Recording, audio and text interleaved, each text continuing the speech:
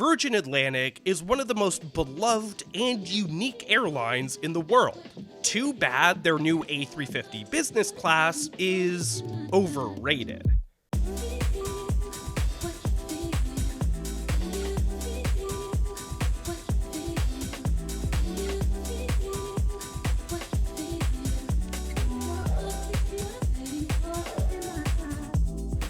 Today's journey starts at Heathrow's Terminal 3, specifically at the Virgin Clubhouse. Now, according to Skytrax, this is the world's best business class lounge. Of course, you and I both know just how reputable Skytrax is, or should I say isn't. So I'm gonna take this claim with a grain of salt. But to my delight, the Virgin Clubhouse is awesome. It has so much character. You've got the pretty standard lounge stuff like showers, a la carte dining, and a massive bar. But then you've also got some super unique and quirky features like a jungle-themed relaxation area, a musical loft, and even Peloton bikes if you want to work up a sweat before your flight. But if you're an av geek like me, you'll be immediately drawn to the rooftop terrace, which has sweeping views of the ramp at Terminal 3. Now the catch is that the terrace is completely exposed. There's nothing protecting you from the fickle London weather. But today, the skies are as clear as can be.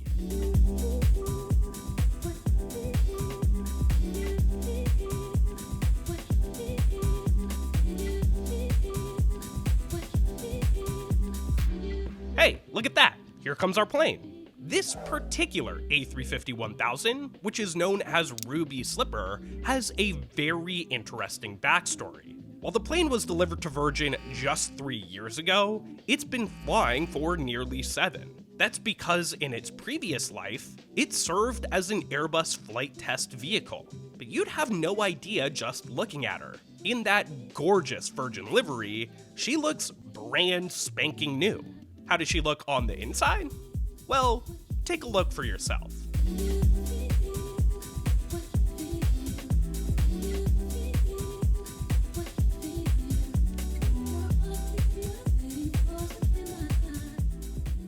The first thing that stands out about any Virgin Atlantic plane is the lighting. As you board, you're greeted by this spectacular pink and purple lighting scene. Now at first, it looks really cool, and it definitely gives the plane some personality. But I find that the longer you're basked in this purple glow, the more and more tiring it becomes on the eyes. Now I had thought, or I at least hoped, that the crew would change the lights to something a little bit more mellow later on in the flight. But that just never happened. The cabin remains bathed in this purple haze for the entire 11-hour journey to San Francisco. By the end of the flight, it's kinda giving me a headache. Okay, enough about the lights. Let's talk about the seat.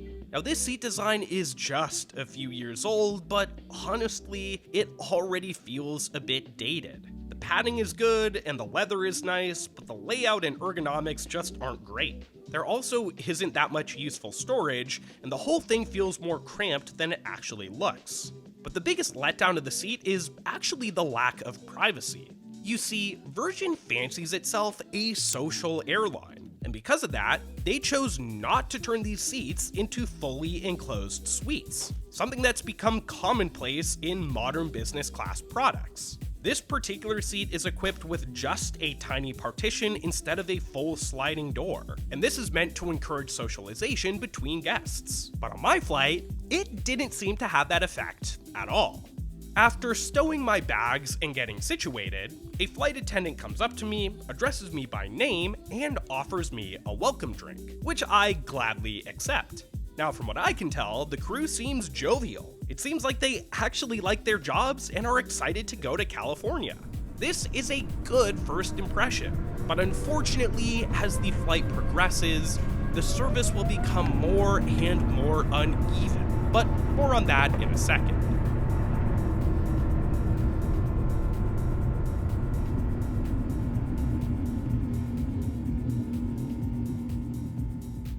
Shortly after takeoff, the crew springs into action and starts to prepare our meal.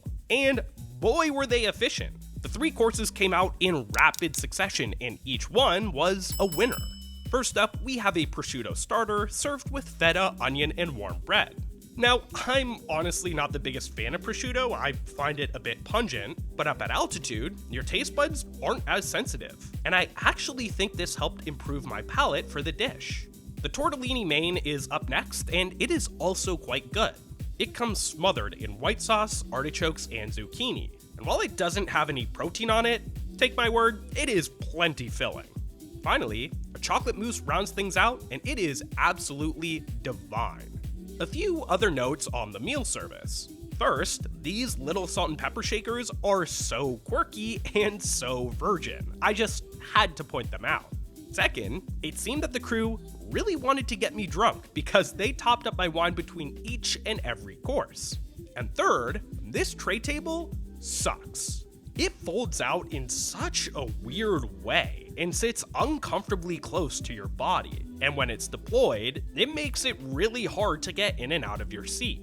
This makes the seat feel even more cramped than it already is. But weird tray tables aside, the meal service was solid and much better than what I've had on Virgin's main rival, British Airways. With my belly now full and my brain a little buzzed, I figured it was a good time to watch a movie. Now this TV screen is big, it's sharp, it's responsive, and it can even be linked to and controlled by your phone. But I found the content itself to be surprisingly lacking. The selection of movies and TV shows isn't great, and for the moment, I just can't find anything I really want to watch. Okay, so how about this instead? Let me throw on the famous A350 tail cam and I'll just do some work instead. Well, just a few problems with that. Problem number one, I can't for the life of me find where the tail cam is on the IFE. I spent about 10 minutes trying to find it before giving up and asking a flight attendant to help me out. Turns out it's there alright, you just have to swipe to a page that isn't marked. Problem number two, the Wi-Fi isn't working for me, and honestly, I'm kind of relieved, because it's pretty expensive at $30 for the flight. Okay, let's see. If I'm not gonna watch a movie and I'm not gonna get some work done, then maybe I should take a nap? Luckily, my experience with the bed is a lot more positive. Unlike Finnair and Air France, who I both flew overnight during this trip, Virgin provides a proper mattress pad in business class, which makes a huge difference. The comforter is also thick and fluffy, and the pillow is really big. The only thing that's missing here are slippers and PJs, but considering this is a daytime flight, I can't really fault Virgin for not providing them. Okay, night-night.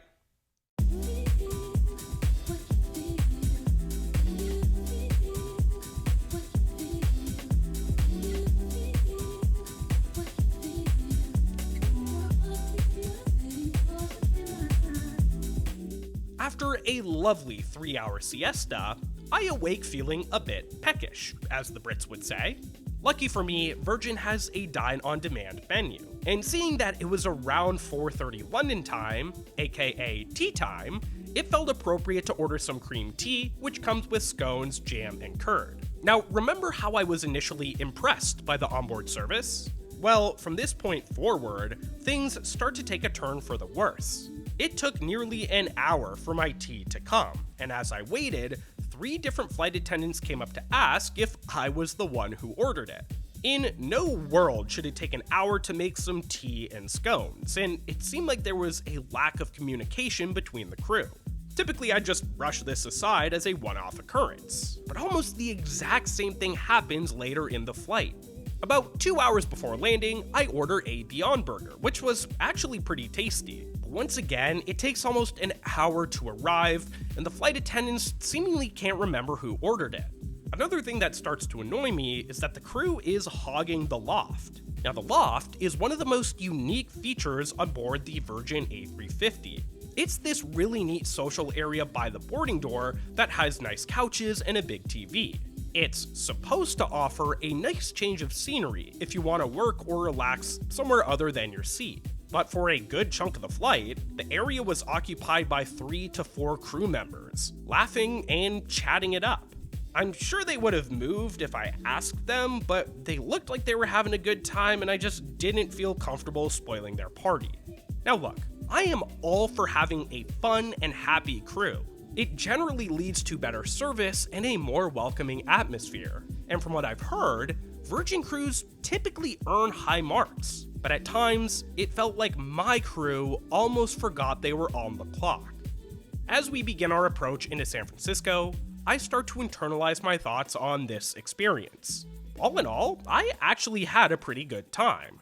Now, I know it might not sound like that based on everything I just said, but the reason I've been so critical isn't because the flight sucked. It's because my expectations were so high, and those expectations just weren't met. Again, people adore Virgin, and other reviewers have almost universally given them high praise. On top of that, flying Virgin's upper class is really expensive. It's priced at a big premium.